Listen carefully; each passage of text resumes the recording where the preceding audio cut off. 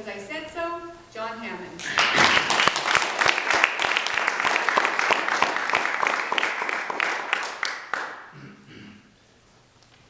When I was 4 years old, my favorite words were, "Why this? Why that? Why?" And the standard response from my parents were, "Because I said so." Really? What I really enjoyed were stories and books. My favorite story was about a young boy who lived long ago and far away. As he was walking across the desert was so hot, it was windy, the sand was blowing everywhere, his face burnt. We could be in Coolidge. Actually, as he walked across the desert, he saw a flash of gold. As he got closer, he could tell the glint of gold was coming from the sand. He bent down and scooped it up. You've all heard the story. He brushed it off, and out popped from this lantern a genie. The genie had a booming voice. "Your wish is my command." Aladdin was astonished. He could wish for anything. I mean anything. How many of you would like to have a genie of your very own? Madam Contest Chair, Toastmasters, and our honored guest, you already have one. It's your subconscious mind. Because your wish is its command. Anything you wish for, it can manifest. I mean anything, garbage in, garbage out, or value in, value out. Your mind doesn't care how. It just wants to know why. Knowing why is all the difference in the mindset. Did you know that by the time you're 4 years old, that 50% of what you know to be true and factual is hardwired in our brains? By the time we're 8 years old, another 30%.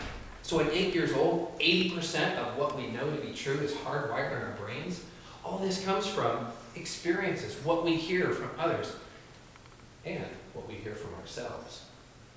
Help me finish these phrases. We can't afford it because money doesn't grow on trees. You can't have that BB gun because you could put your eye out with it. You've all heard this before. The phone rings and you pick it up, and your mom says, "Tell him I'm not home."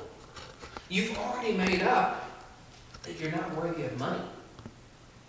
That it's okay to lie. Where do these voices come from? You know the voices. You can't do this. You can't do this. You can't speak in public. They're all based on experiences that we've had. Our mindset determines our assets. Our mindset determines our assets. Our mindset allows us to determine what opportunities are going to come our way. Some of you have said, "Oh, that Bill Gates, he's just lucky." Or that Steve Jobs, he was just lucky. They had a different mindset. They knew how to recognize opportunities. Opportunities come at us all the time. It's like standing in the center island of a busy highway, and they're just coming at us all sorts of shapes and sizes and colors. Red ones, blue ones, yellow ones, big ones, small ones. If I was standing there next to my dog would say, "Gray one, gray one, gray one, greyhound." But not everybody can recognize an opportunity.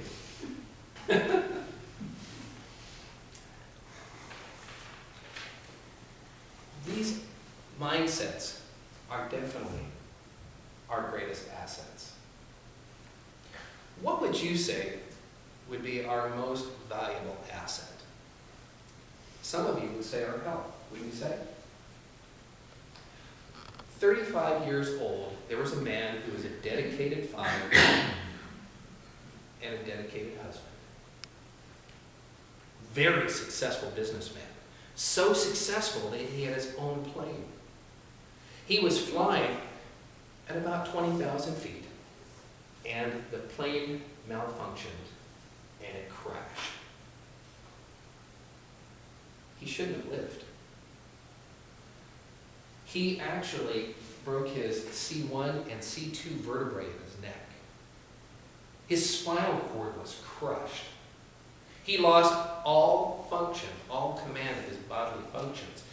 He had to learn how to breathe again. He had to learn how to swallow. The doctors didn't think that he would live to the end of the week. Now, Morris Goodman, you might say that he was physically bankrupt, but he was mentally extremely wealthy. He was emotionally wealthy.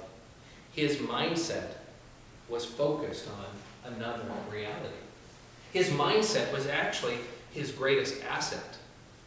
After he came out of his coma, his family brought him a tape recorder and his favorite tapes from Zig Ziglar. He listened to those over and over. Do you know that he could only blink his eyes? That was his only way of communicating. His mindset was so focused that he said that he would walk out of that hospital on his own power in less than a year. And Morris Goodman, the Miracle Man, did just that because his mindset was his greatest asset. What will you do to help fine-tune your greatest asset, your mind? Most of us spend more time updating our phones or updating our iPads versus updating our most valuable asset, our minds. I challenge you each day for 30 minutes a day to start off reading something positive and motivational. It doesn't mean a newspaper, it doesn't mean TV news, it doesn't mean texting or emailing. Read something positive. Something like Wayne Dyer's The Power of Intention.